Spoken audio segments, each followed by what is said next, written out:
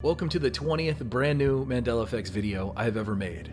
I can't believe we've come this far in such a short time. For everyone new out there, my name is Alltime, and I'm glad you're here. Today we're looking at Mandela effects from Australia, Disney World, and even into space and beyond. So like the video, subscribe now, and let's get right into it.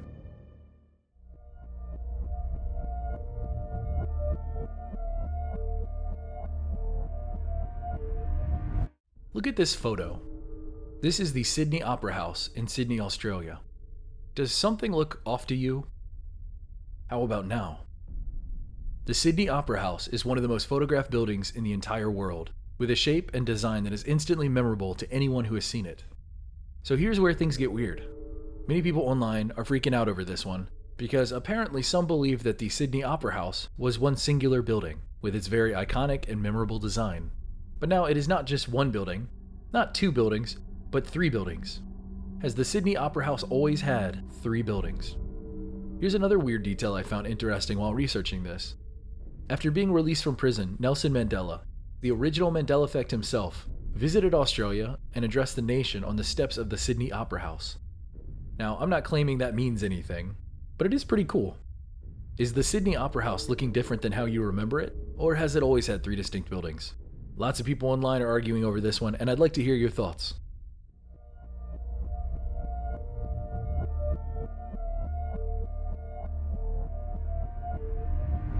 Stanley Kubrick is one of the greatest filmmaking visionaries in history, creating such masterpieces as The Shining, A Clockwork Orange, and Eyes Wide Shut.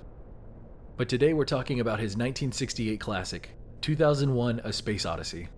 This beyond impressive wallpaper generator of a film has inspired pretty much every science fiction movie since. 2001: A Space Odyssey is specifically known for how sparingly it uses dialogue. In fact, during its 142-minute runtime, it has less than 40 minutes of dialogue. But what dialogue the movie does have is some of the most memorable.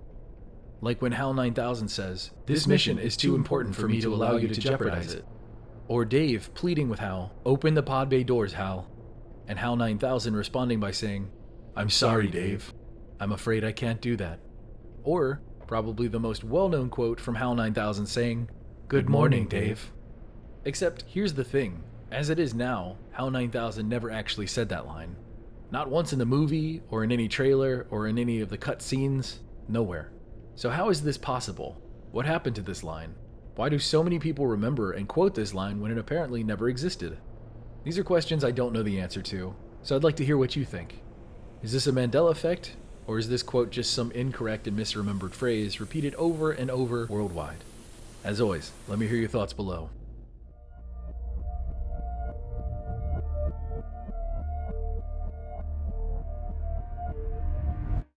Walt Disney World, Orlando, Florida. At the Epcot Park, there exists a small purple dragon named Figment, who is the mascot of the Imagination Pavilion.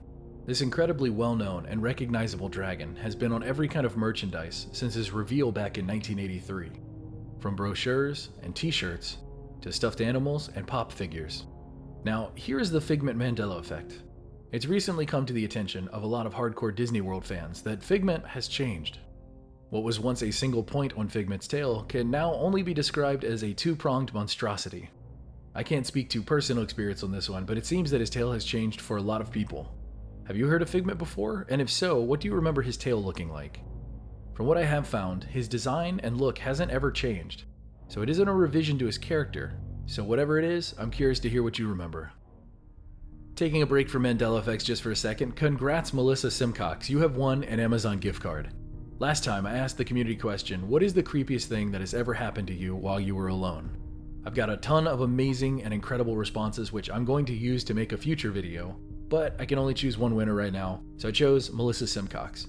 Melissa Simcox said, "Creepiest thing to happen while I was home alone. I sneezed and I heard a voice say, 'God bless you.' And I live on 5 wooded acres. No neighbors, nobody." I don't know why, but that one just sounds so creepy to me. It's so mundane, and it's not even mean-spirited or evil or creepy. It's just something saying God bless you after you sneezed. I don't know. Pretty spooky. I really enjoyed that one. But look forward to that future video. When that actually happens, a lot of your stories will be read, so look forward to that. This week's community question is, do you believe in ghosts? I'm sure this one will get a bunch of fascinating conversations going that I can't wait to read and respond to. Reply with your answer, and you could win an Amazon gift card in my next brand new Mandela Effects video.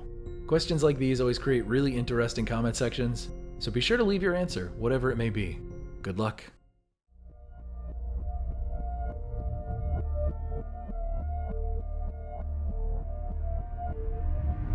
I'm finally covering it. I've seen so many comments requesting it for so long. Let's talk about the missing emojis. Emoji are defined as small digital image or icons used to express an idea, emotion, etc. Essentially, it's a quick way to express an emotion, feeling, or desire.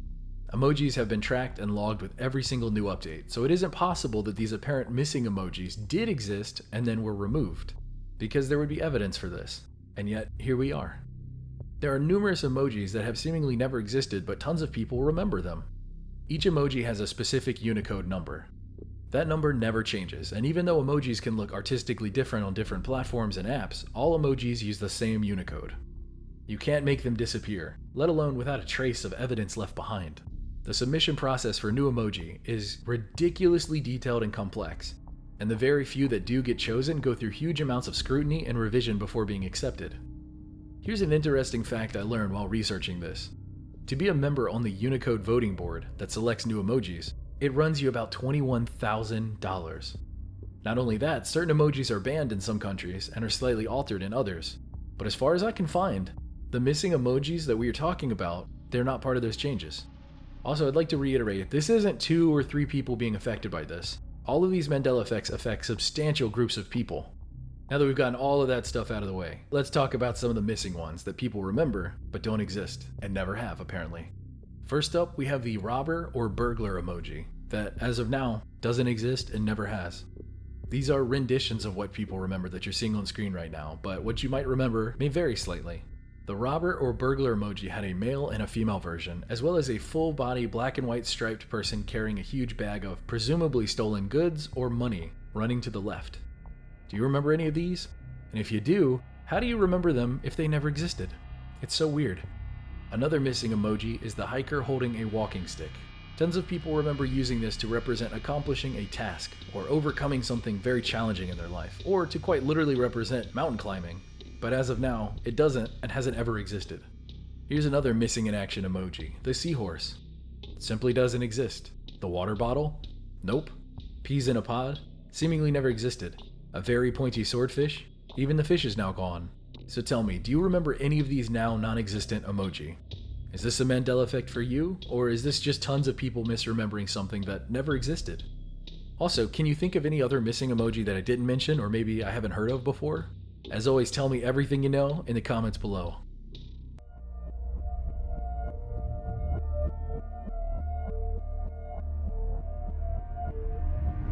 Here's a bizarre new Mandela effect that has everyone confused. Apparently, the moon is rusting, and it's not just starting to rust, it has been rusting for an estimated billion years, and this fact has apparently been known about for years. The reddish-orange color of the moon is a result of rust. That big gray sphere that we all remember is more of a gray, rust brown, and a hint of blue color now. You can still find CGI renders of the moon being all gray, but if you look up what color is the moon, those renders obviously aren't correct anymore. The moon is rich in all kinds of minerals, and those minerals come in a variety of colors. So here's the thing, the moon doesn't have an atmosphere, so it is completely airless. But research indicates the presence of hematite forming all over the moon. Now, hematite is a form of rust that normally requires oxygen and water to form. But the moon has neither oxygen or liquid water, so what is seemingly impossible is now fact. This shocking but apparently known for decades fact has completely puzzled scientists. What is causing the moon to rust and how is it even rusting? Well, NASA and other space agencies across the world are trying to solve that very question. At first, I totally didn't believe it. It shouldn't exist based on the conditions present on the moon, said Abigail Freeman, a scientist at NASA's Jet Propulsion Laboratory. As I searched for the answer as to why the moon is rusting, I found 3 different theories. Some scientists believe in a much more sophisticated way of saying this, but the hematite is being blown from Earth to the moon, and that's how it got there. This is one of a few different theories that I found online, but it's obvious as of now we have no idea how this is happening, or how it originally happened in the first place. So what do you remember? That the moon has been rusting for apparently billions of years and we all just remembered that fact, or is this something else? Is this a Mandela effect? Did something change, or am I just completely out of the loop? I honestly don't know, but I figured you'd all love to hear about it. So leave some comments below. I want to hear what you think about this. Do you remember rust all over the moon?